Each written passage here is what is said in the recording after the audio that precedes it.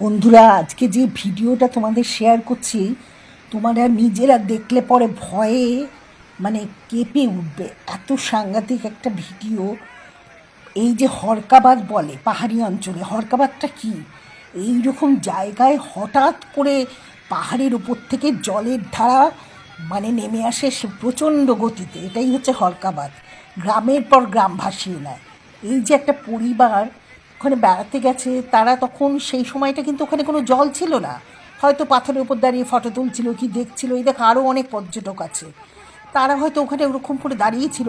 কিন্তু এখন একটা তারা এমন অবস্থায় পড়েছে, দেখো পাড়ে যারা আছে তারা গাছের ডাল ভেঙে তাদের বাঁচানোর চেষ্টা করছে। ডালটা ওদের ওই ওই যদি দিতে পারে, তারা যদি ধরে ধরে আসতে পারে সেই চেষ্টা করছে।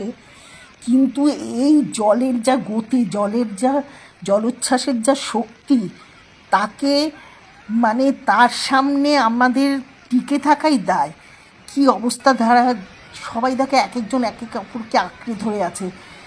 4-5 জন বড়, দেখো 6-7 বছরেরও ছেলে মেয়ে আছে, একটা ছোট্ট বাচ্চা একটা কোলে আছে। দেখলে পরে কি লাগছে যে এইরকম জলোচ্ছ্বাস আছে। দেখো ওই যে ছোট্ট বাচ্চা কোলে, দেখো দেখো দেখলে পরে কি ভয়ঙ্কর একটা দৃশ্য। তারা নিজেরা একে অপরকে জড়িয়ে ধরে আছে, কিন্তু এই জলের শক্তির কাছে কি তারা পারবে? এই হরকাবাদ এক একটা বাড়ি ধূলিসাৎ করে দেয়, আর মানুষ তো কোন ছাড়। এই দেখো দেখো দেখো, ওই যে বাচ্চা কোলে করে নিয়েছিল সেই ভদ্রমহিলার, আর ওই যে কালো মতো ড্রেস পরা ওই ভদ্রমহিলাও জলের তলে কোথায় তুলে গেল। দেখো দেখো কি অবস্থা! ইস!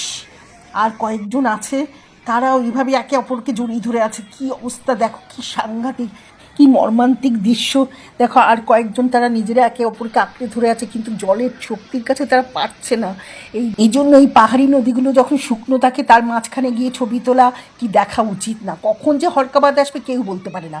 দেখো দেখো জলের কি তোর, দেখো এরা এরা পারছে না, এরা একদম কি এই দেখো দেখো সবাই একসঙ্গে চলে গেল জলের তোড়ে। জলের যে ইস, কী অবস্থা! সবাই একসঙ্গে জলের তোড়ে ভেসে গেল কোথায়। কী অবস্থা!